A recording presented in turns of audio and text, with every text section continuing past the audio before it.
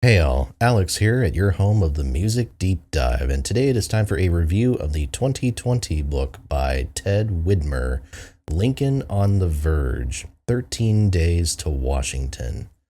Edward Widmer, aka Ted, student of Harvard University, studied the history, as many of these biographers and book writers do.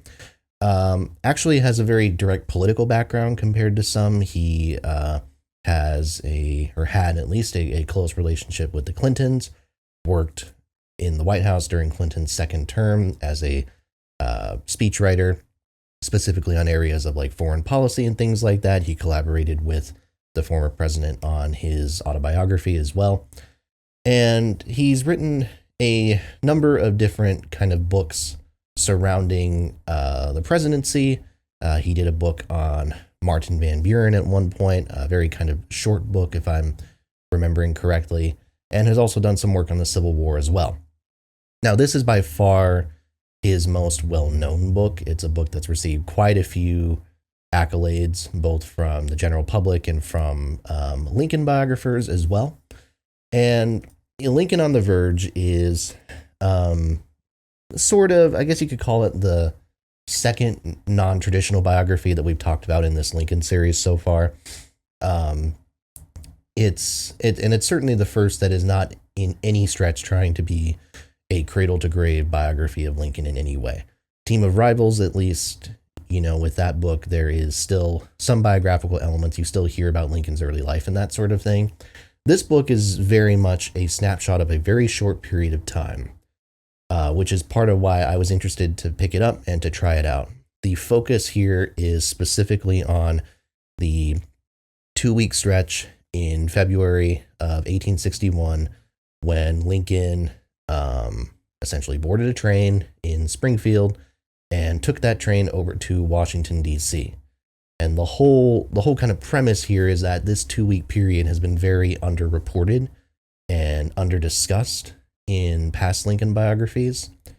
And there's a lot of intrigue in this period because, one, this is a series of days where Lincoln is doing a lot of like public events and speeches. He's getting to meet the people of the country who he is about to serve in just a few weeks. And on the other hand, Lincoln is also doing this as the entire government is on the precipice of collapse.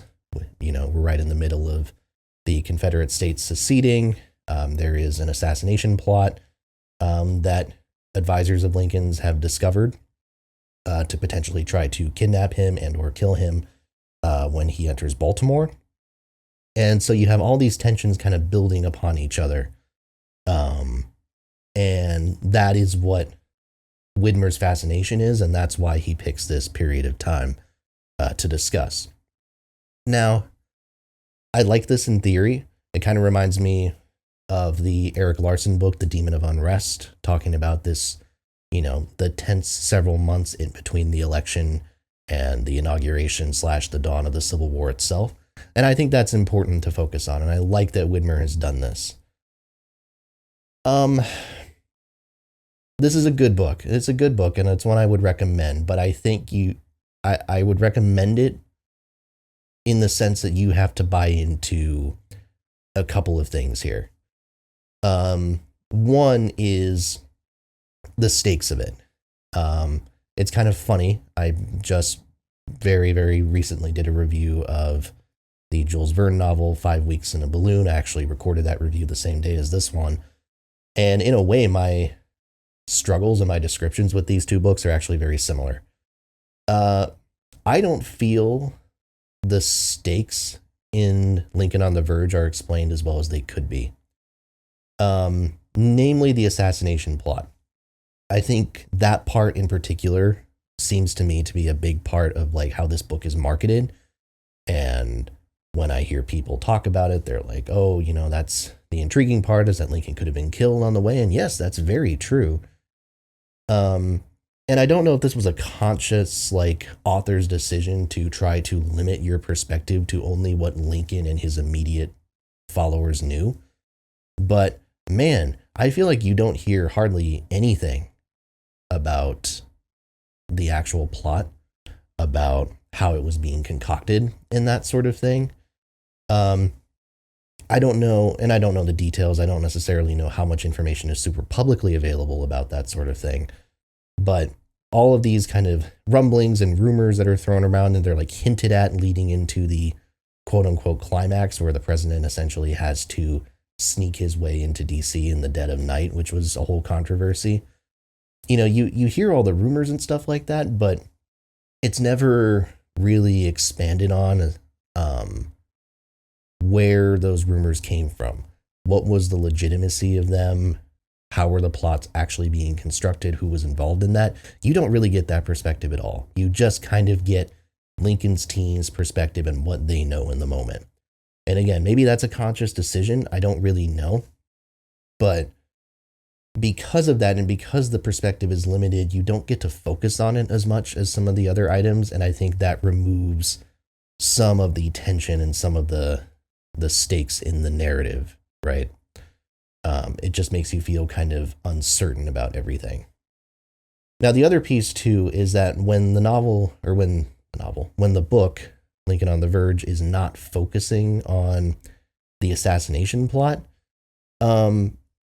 it doesn't really focus on that much at all. It kind of jumps all over the place. The whole thing is kind of formatted as this like travel log. Like, here is what Lincoln did on this day. Here are the cities that he stopped in.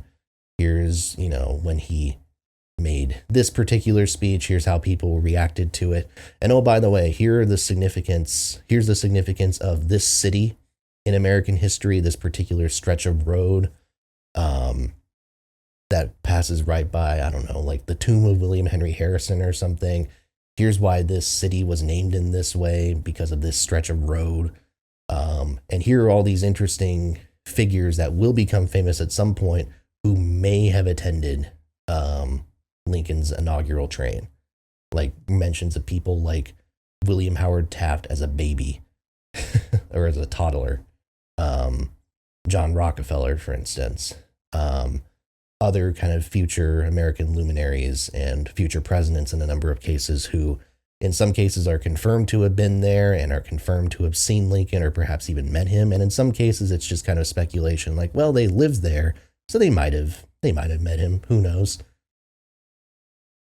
I struggle with this, and I struggle with this because I understand, I think, the point that Widmer is trying to go for, in the sense that Lincoln, we're trying to make Lincoln relatable to the average person, and we're trying to emphasize how much faith people had in Lincoln and how much, these communities that he passed through, clung on to that influence in some ways, like all these people potentially citing Lincoln in future years or citing their memories of meeting Lincoln on this trip as formative for them.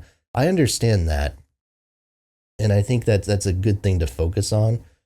But again, it comes at the risk of at times seeming very just kind of like ancillary. It just feels it feels like fluff sometimes. It feels like padding for a book that I don't know really needs it. It's a long enough book on its own, about 600 odd pages, give or take, that I don't necessarily think you need the extra window dressing, if you will, to create something that is still in depth and captivating.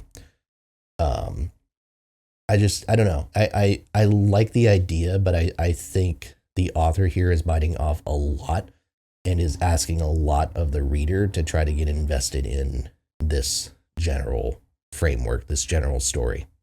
And some people might feel differently about that, and that's totally fine, obviously.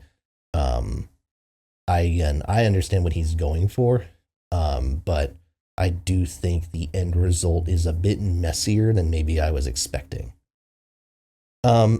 As far as the actual writing in the book, I think the writing is fine. I don't think it's anything extraordinary. I think the prose is what it is. There's a lot of foreshadowing to different things, a lot of like winks if you know your history and stuff like that, which can be a bit annoying, but it kind of is what it is. But I think overall this book holds a lot of value. I know there are other books that have come out in recent years that have covered a very similar stretch of time. More and more people, I think, are focusing on this period of time. Again, I'll use the Eric Larson example, right? especially in the last few years after the January 6th events and things like that. I think people are really looking back at this period of time and really starting to appreciate just how chaotic it was and how close we were at this time in early 1861 to having the entire government completely collapse. I think it's important that we have more books that talk about this stretch, and I like the perspective of this one, sometimes in theory more than in execution, but I think it works more than it doesn't. I'll say that. So, what do we have? We have a book that I recommend tentatively. I think you have to go in with the right expectations, or I don't think it's going to click as well as you might be hoping. Now, I say that this is a very acclaimed book. If a lot of people really like it, it's got high ratings on a lot of different websites like Goodreads and what have you. So I could be very much on an island here. But I will say that I think there's a lot going on here. And I don't know that it sticks to landing as well as I was expecting it to. I do think that there are problems that I have with this book, but I think as a, sort of snapshot of this period of time and trying to take a very unique outlook to Lincoln's experience, the situation that Lincoln was in, the situation that the country was in at that time, and its broader significance. I like what it's doing there. So read it, just understand if you do that, there might be some things that you end up struggling with. So don't say I didn't warn you. With that, thank you so much for watching. Please make sure to like, comment, and subscribe. As always, more reviews are to come. Make sure to hit that bell for notifications and tell a friend as well. Thanks a lot. And I'll see you next time right here at your home of the Music Deep Dive.